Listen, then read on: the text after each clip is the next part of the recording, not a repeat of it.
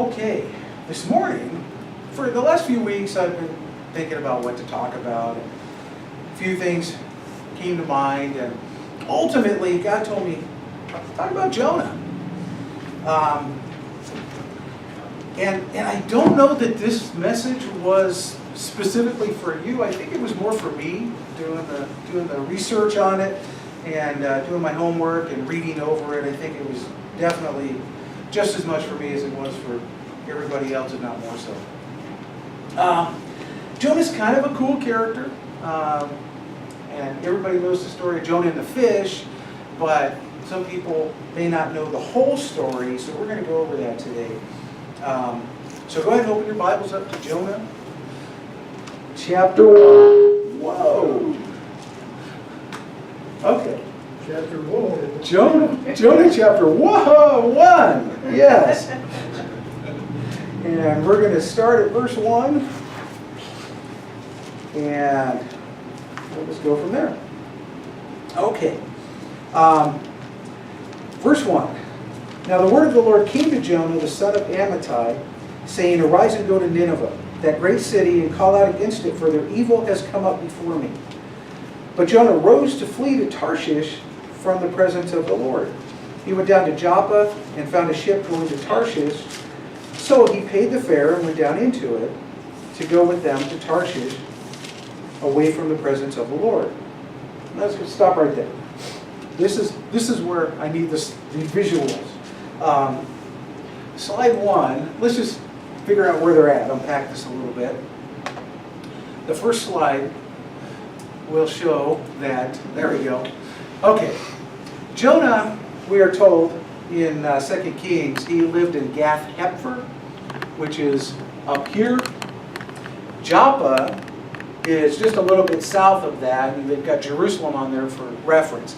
Nineveh is up in the upper right-hand corner of this picture. So Jonah, instead of going where God told him to go, he takes off in the opposite direction. Now the next slide will show a little bigger scale. Okay, Jonah's way down here. Tarshish is up here in Spain. That's where everybody believes Tarshish was, and based on Jonah, it probably was because Spain was kind of the end of the known world back then.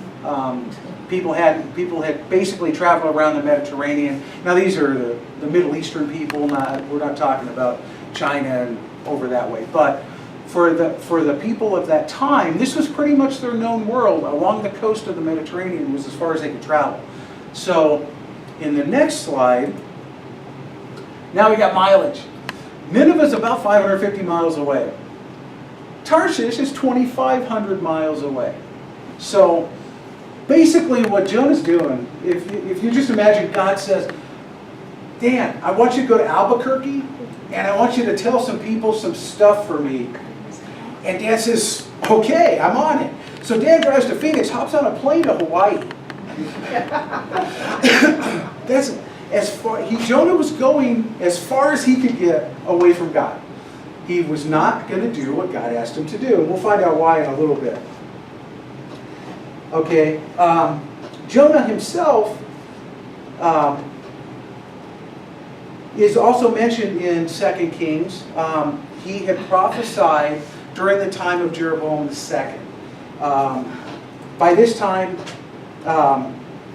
Israel and Judah had their civil war. They were separated. Judah was in the south. Israel was in the north. And the story in 1 Kings about Elijah, tradition tells us that, remember the widow who took in Elijah during the famine? He predicted the 7 years of famine and that it wouldn't rain. And the widow took him in and she had no food. And Elijah said, if you take me in, your food will always last. And her flour and her oil never ran out.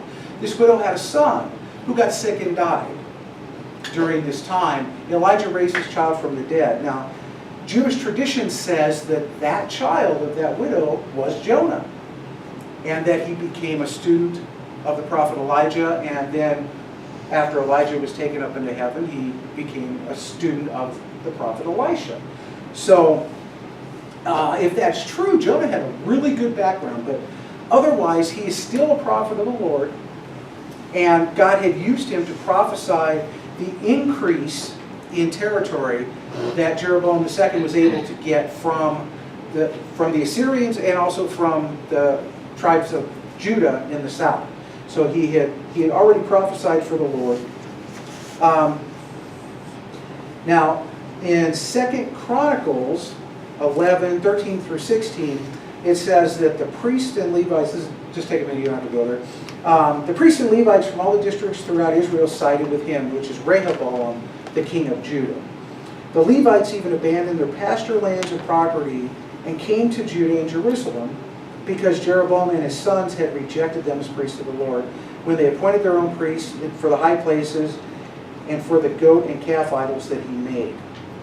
Those from every tribe of Israel who had their hearts set on the Lord, seeking the Lord, the God of Israel, followed the Levites to Jerusalem to offer sacrifices to the Lord, the God of their ancestors. So at this point in time, Judah and Israel have split. Judah got Jerusalem, so they got the temple. This is right after the time of Solomon. After Solomon died, there was a civil war that ensued for control of Israel. And what ended up happening, they split up. So at this time, most of the Levites and all of the people who feared the Lord had gone south to Judah. So all that was left was a bunch of idol worshippers. And there were, of course, a few faithful people because Jonah was there. So this is the kind of the context that he was in. Now Nineveh, let's unpack Nineveh a little bit. It was the capital city of the Assyrian Empire. It was located on the east side of the Tigris River in what we would now know as the city of Mosul in Iraq, in northern Iraq. Mosul's been on the news, so that's kind of a familiar sounding name. It was founded by Noah's great-grandson Nimrod, shortly after. I love that name, yeah. But Nimrod was, the Bible says he was the first mighty man. He was the mighty hunter and warrior. So he was kind of a cool guy, I guess. So the Assyrians and Israel were always in conflict along with Judah. And but they were also bitter enemies. So Jonah wasn't really interested. He was kind of, a little prejudiced against the Assyrians. So he wasn't interested in helping them at all. Part of the reason he left. Joppa is the seaport where Noah went, or where Jonah went to. And it's on the southeastern border, or southwestern border, sorry, of the territory of Israel. It might have actually been controlled by the Philistines or the Phoenicians at the time. It was kind of hard to find out specifically who had control of it. But he might have been going into enemy territory, out of friendly territory, to get to Joppa, to get on this boat. So, it's about 100 miles from where Jonah lived. Okay, so we're going to pick up the story from there. Verse 4. But the Lord hurled a great wind upon the sea, and there was a mighty tempest on the sea, so that the ship threatened to break up. Then the mariners were afraid, and each cried out to his God. And they hurled the cargo that was in the ship into the sea to lighten it for them. But Jonah had gone down into the inner part of the ship, and had lain down and was fast asleep. So the captain came and said to him, "What do you mean, you sleeper? Arise and call out to your God. Perhaps your God will give a thought to us that we may not perish." Now this was kind of common for back then. Mariners were basically, most of the good mariners were of Phoenician descent. The Phoenicians were really good at sailing. They had charted the Mediterranean fairly well, and they had pretty decent sailing skills. And Joppa was at one time under Phoenician control, if not still at this time. So a big storm comes up, and Jonah's down, fast asleep. He's sacked out. It kind of reminded me of Jesus during the storm. Jesus was fast asleep. That was how tired he was, and how much at peace he was, is that this storm wasn't going to wake him up. So the sailors, who were sailors back then, were just as superstitious as they've ever been, So, and they all had different gods. They were all from all over different places. So they were calling out to every god they could think of in order to get some help. So they tell Jonah to call out to his God and see if he'll help. And then they said to one another, verse 7, "Come, let us cast lots that we may know on whose account this evil has come upon us." So they cast lots, and the lot fell on Jonah. Then they said to him, "Tell us on whose account this evil has come upon us. What is your occupation? Where do you come from? What is your country? And of what people are you?" And he said to them, "I am a Hebrew, and I fear the Lord, the God of heaven, who made the sea and the dry land." Then the men were exceedingly afraid and said to him, "What is this you have done?" For the men knew that he was fleeing from the presence of the Lord, because he had told them. So these guys, as soon as they found out he feared the God that made the dry land and the sea, they thought, "Oh, sweet, this is the God we need to help us right now. He made the sea." So they're thinking that Jonah can help, and they know he's already told them that he was running away from God. So they kind of have an idea that Jonah's got something to do with this. Casting lots was a pretty common way of determining just about everything back then. Whoever won the short straw. So Jonah got the short straw, and they knew it was him. So, and he's pretty straightforward about the whole thing too. So in verse 11, they said to him, "What shall we do to you, that the sea may quiet down for us?" For the sea grew more and more tempestuous. He said to them, "Pick me up and hurl me into the sea, then the sea will quiet down for you. For I know it is because of me that this great tempest has come upon you." Nevertheless, the men rowed hard to get back to dry land, but they could not, for the sea grew more and more tempestuous against them. Therefore they called out to the Lord, "O Lord, let us not perish for this man's life, and lay not on us innocent blood, for you, O Lord, have done as it pleased you." So they picked up Jonah, hurled him into the sea, and the sea ceased from its raging. Then the men feared the Lord exceedingly, and they offered a sacrifice to the Lord and made vows. So these guys, they finally, they're trying everything. They don't want to throw Jonah overboard. They're rowing like crazy. They can't get back to the shore. Typically, at this time, the Mediterranean was a treacherous piece of water. It still is today. Typically, they would sail along coastlines, so they would be within sight of the coast or pretty close to it at any given time. These guys were rowing like mad, but this storm that God sent was shoving them further out to sea, and they just couldn't make any headway. Finally, they take Jonah's advice and throw him overboard. Now, what's going through Jonah's mind right now? He knows he's running away from God. He's willing to die. Just throw me overboard. It'll be fine. God will let up on you guys, and he'll take it out on me. He's willing to give his life because he doesn't want to go to Nineveh. How many times did we get all stubborn and dig in our heels and say, "God, you can kill me, but I'm not going to do that." That's where Jonah was. He was so angry at God and with the people that God wanted him to go help. So the next step was verse 17. And the Lord appointed a great fish to swallow up Jonah, and Jonah was in the belly of the fish 3 days and 3 nights. Now there's a lot of debate about whether this was a real fish and whether this really happened, or it was just a story. We'll get to that a little closer later, but Jesus talks about Jonah, and he speaks about Jonah in real terms as if it really happened. So I think we can probably guess that this really happened. Also, as I was doing my homework, there are some contemporary stories that within the last 100 years that actually say people got swallowed up by a whale shark or a different fish, and they were actually found alive after several hours or several days. So it's possible that it could happen, but whether or not it's possible it could happen, Jesus said it happened, so I'm going to go with that. So Jonah's in the fish 3 days and 3 nights. Then, chapter 2, verse 1. Then Jonah prayed to the Lord his God from the belly of the fish. It took him 3 days. 3 days in the stinking belly of this nasty fish to come to grips with the fact that God wasn't going to kill him.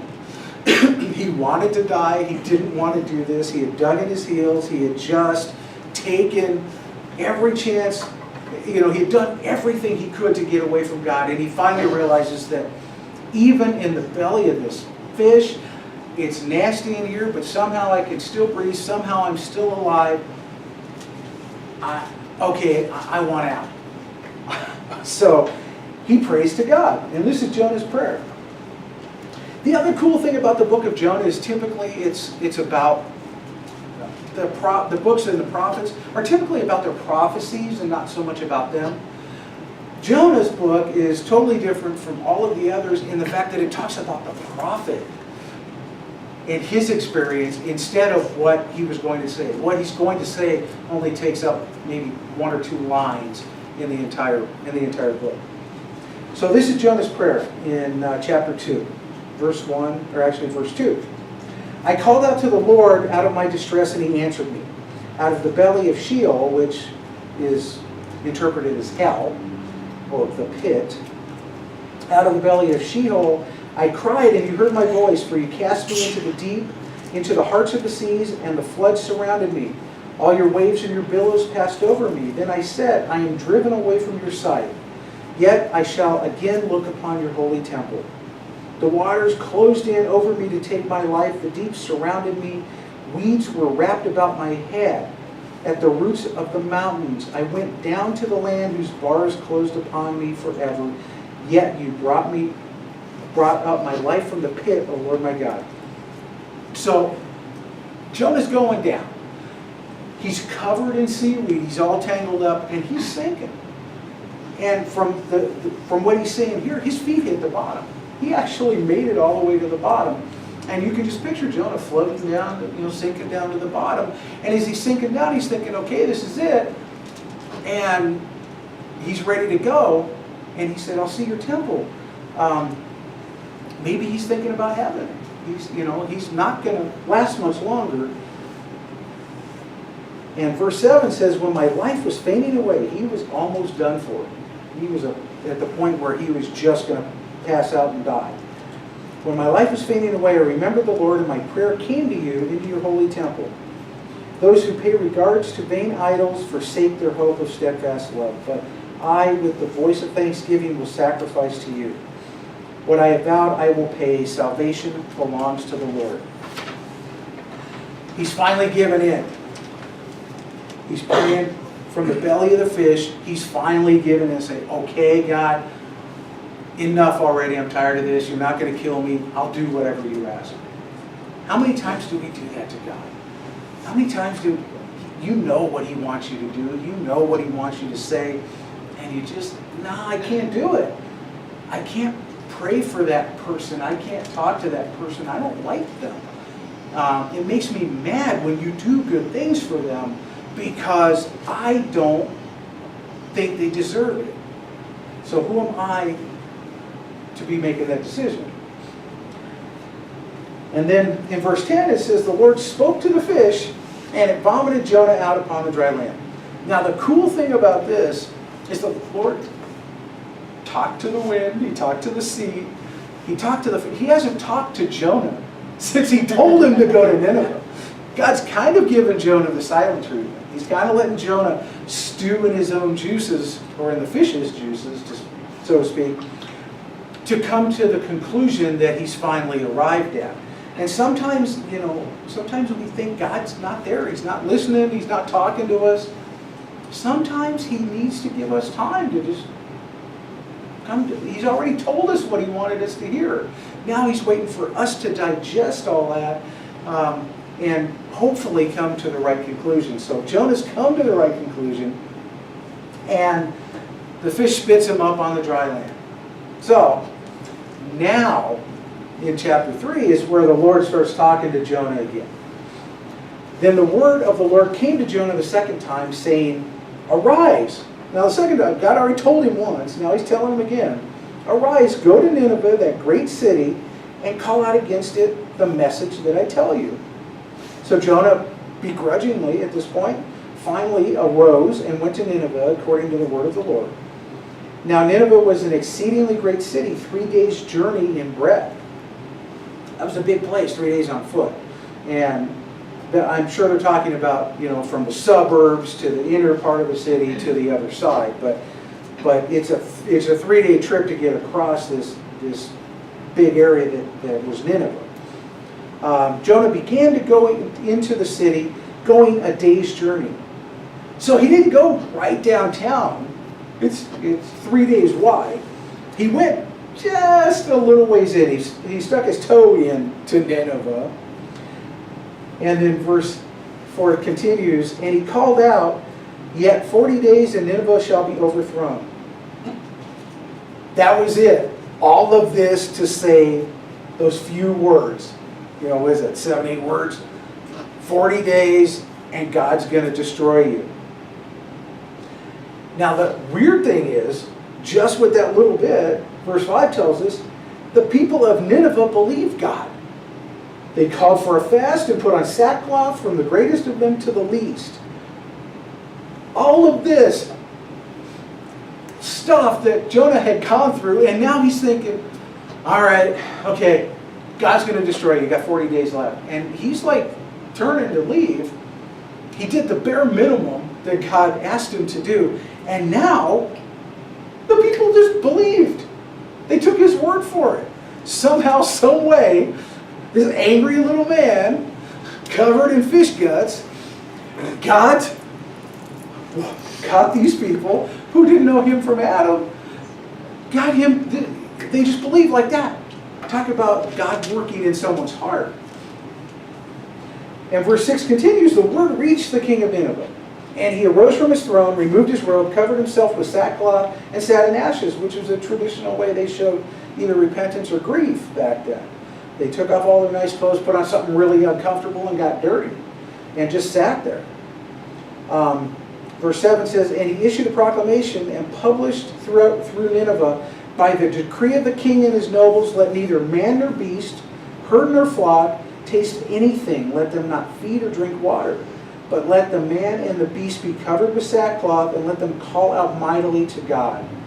Let everyone turn from his evil way and from the violence that is in his hands. Who knows? God may turn and relent and turn from his fierce anger so that we may not perish. These guys were not believers. They had multiple gods. The real God was just one among many. They had no idea. And then in the Psalms, David wrote a psalm, and I can't remember which one it is right now. After David had committed adultery with Bathsheba, God's judgment on them was that child was going to die.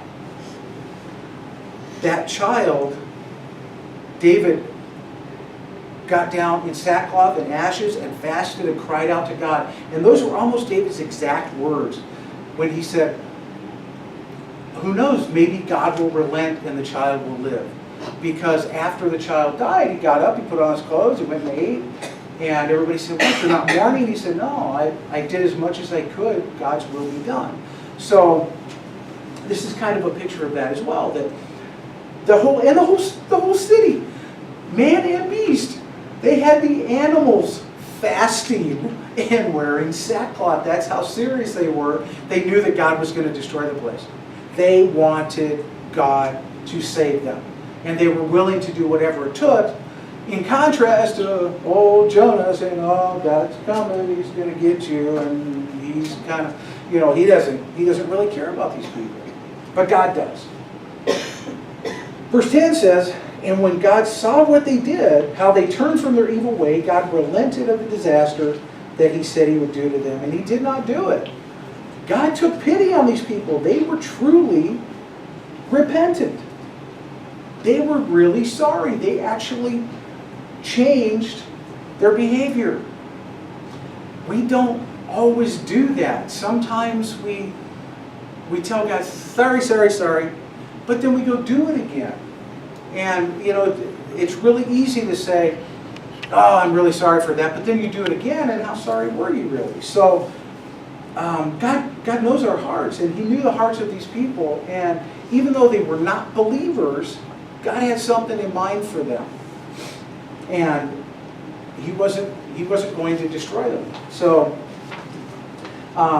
and it's in Matthew 12 again and 16, and again in Luke 11, where Jesus talks about the story of Jonah.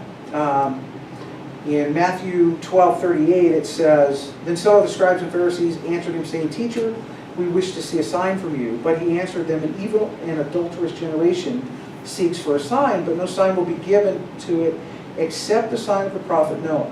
For just as Noah was 3 days and 3 nights in the belly of the fish, so will the Son of Man be 3 days and 3 nights in the heart of the earth. The men of Nineveh will rise up at the judgment with this generation and condemn it, for they repented at the preaching of Jonah, and behold, something greater than Jonah is here.'" So the people in Nineveh paid attention to this little guy that didn't even want to be there, and he didn't show them anything. All he did was come in and say, "God's going to destroy you." And they believed. They didn't get a sign. They didn't get anything except for a few words from a disgruntled prophet. And they turned on a dime and changed their ways. Whereas in Jesus' time, the Pharisees and the scribes, they had the Messiah standing in front of them, and they wanted nothing to do with him. They wanted another sign. He had already done signs. They wanted another one. They wanted a magic show.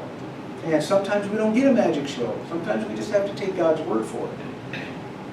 So, moving on. So the Ninevites repented. They're wearing their sackcloth. They're praying to God. And so what's Jonah do? Verse 4 goes on and says, or chapter 4, goes on and says, "But it displeased Jonah exceedingly, and he was angry." Jonah was upset. He was furious that God had pity on these heathen people that he hated. And he prayed to the Lord, verse 2, saying, "O Lord, is not this what I said was when I was yet in my country? That is why I made haste to flee to Tarshish, for I knew you are a gracious and merciful God, slow to anger and abounding in steadfast love and relenting from disaster." We just read that. Kathy read that earlier in Psalm 103. "Therefore now, O Lord, please take my life from me, for it is better for me to die than to live. I am so mad I could die, so just kill me. I didn't get my way, God. Just kill me. You did something nice for people I hate. Just kill me." How many times do we get angry? Maybe not angry enough to die, but maybe. How many times do we just get so angry because God blessed someone else, he did something nice for someone else, and he didn't do it for us? I remember I went through this disgruntled phase several years ago. I was disgruntled because I had this old crappy piece of junk car. And this thing was falling apart, and I really never knew when I got in it, A, if it was going to start, and B, if it was going to run, and C, if I was going to get to where I was going and back. So, and I would drive down the road, and I'd see somebody driving a nice car. Oh man, must be nice. Must be nice. No, oh, must be nice. Wish I had one of those. I was so dissatisfied with this car that got me from point A to point B, but it didn't have things like a radio or air conditioning or or shocks or any of it was an old piece of junk, but it kept running. It kept me going back and forth to work and getting where I needed to go. But I wasn't satisfied, and I was angry that God had blessed other people. Look at that one; it's still got the paper plates on it. Must be nice. And how many times do we do that? We look at what other people have. We look at what God's done for other people and think, that should have been me.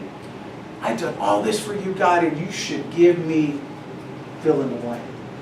So Jonah right now, he's so angry at God because God did something nice for someone he hated, and he wants God to just kill him. Forget it, God. I'm done. Just kill me and get it over with. In verse 5, it says, Jonah went out of the city and sat to the east of the city and made a booth for himself there. He sat under it in the shade till he should see what would become of the city. He's going to watch. He's heard the story of Sodom and Gomorrah. He's waiting to see God nuke Nineveh. He wants to see it. Maybe they really didn't repent. Maybe I need to stick around for 40 days and just see what God's going to do. Because maybe it'll be a cool show. He's still not willing to just turn and leave and go back about his business. He wants to see them destroyed. And how many times do we see somebody that gets into trouble and finally say, yes, finally they got what's coming to them. Yes, that guy got arrested. That guy, oh yeah, he needed whatever happened to him. We're the ones making the judgments, and we're glad when someone else has bad fortune. So Jonah's kind of in that frame of mind at this point. So he's sitting out there in the sun, and it's hot, like a nice warm Chino Valley Sunday, and the sun's beating down on him, and he's just getting crankier as the time goes on. So verse 6 tells us, now the Lord God appointed a plant and made it come up over Jonah, that it might be a shade over his head to save him from his discomfort. So Jonah was exceedingly glad because of the plant. When it came to his own comfort, God made a plant grow, and Jonah's sitting in the shade. He's pretty happy. God finally did something he liked. And he can't help himself but to be a little cheerful. Well, he's waiting for God to nuke Nineveh. So he's finally, for the first time, Jonah hasn't complained about anything.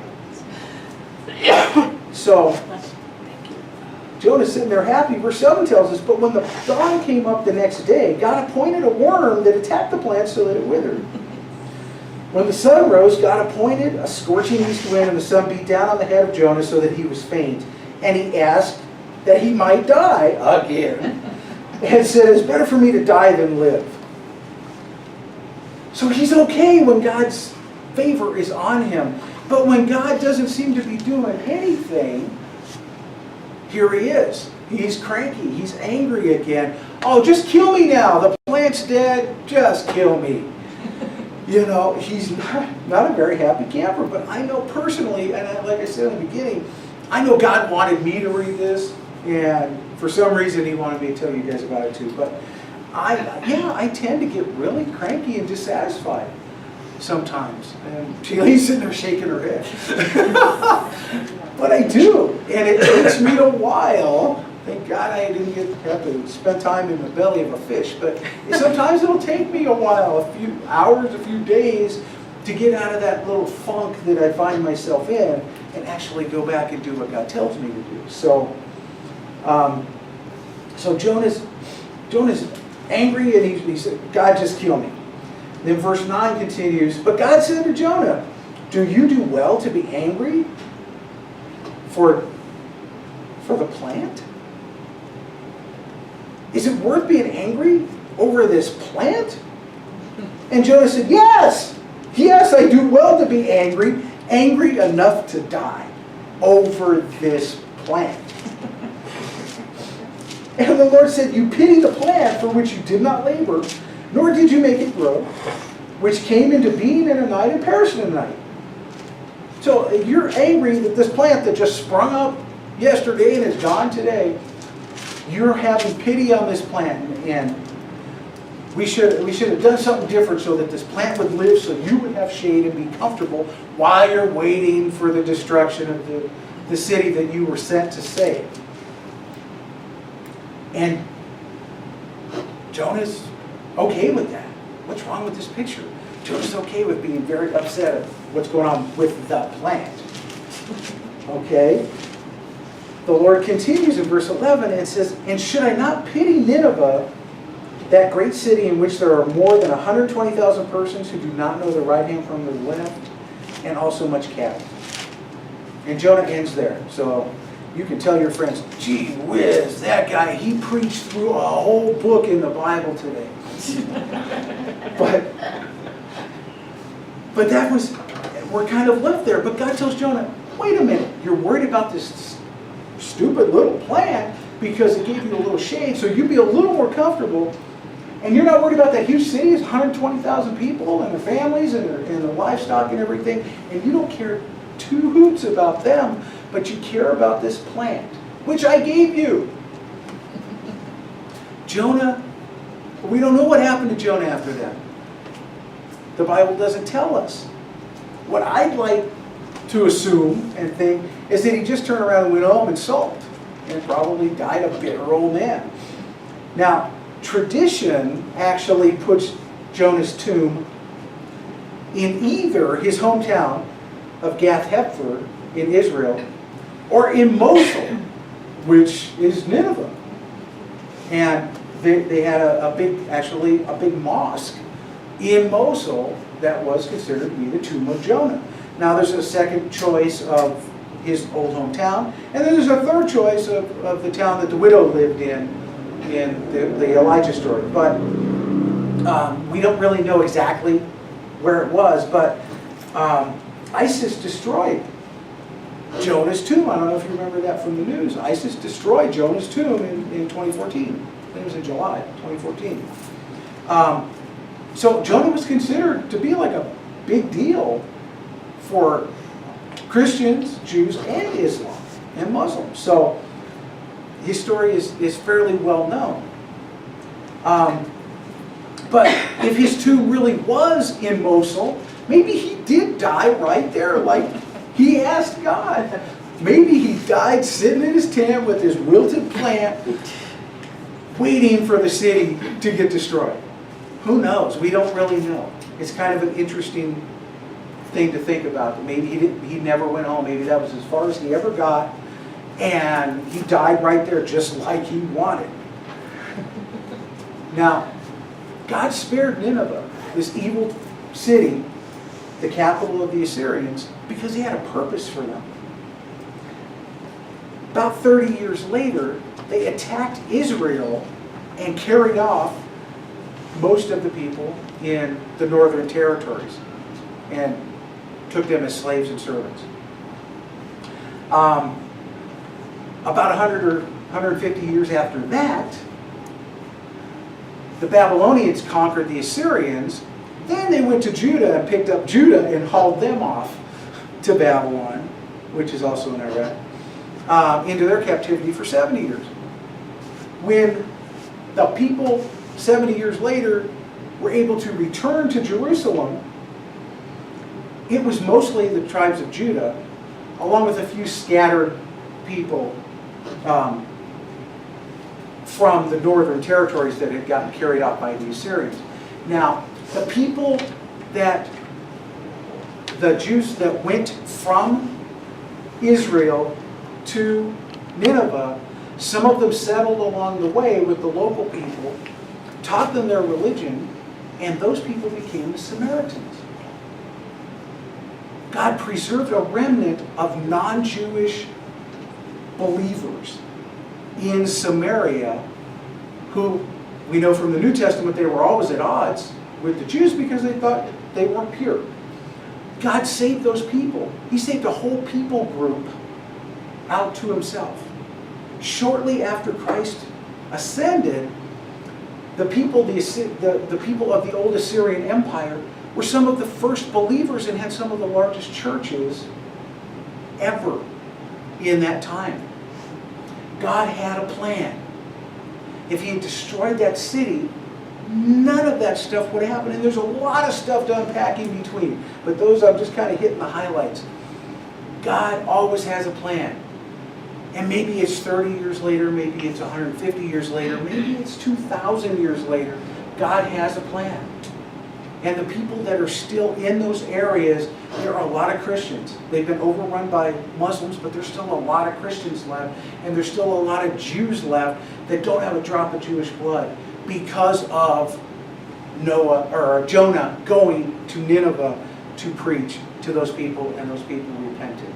So the moral of the story is don't get all hung up on what God's doing right now. God's got a plan. We've just got to trust him and be faithful and follow what he tells us to do. Because we can end up old and bitter and waiting for someone's ultimate destruction. Or we can be happy that God saved some people that would not have gotten saved before. And he's got a bigger plan. And we don't know what's going to happen. 10 minutes from now, let alone 100 years from now or 1,000 years from now. So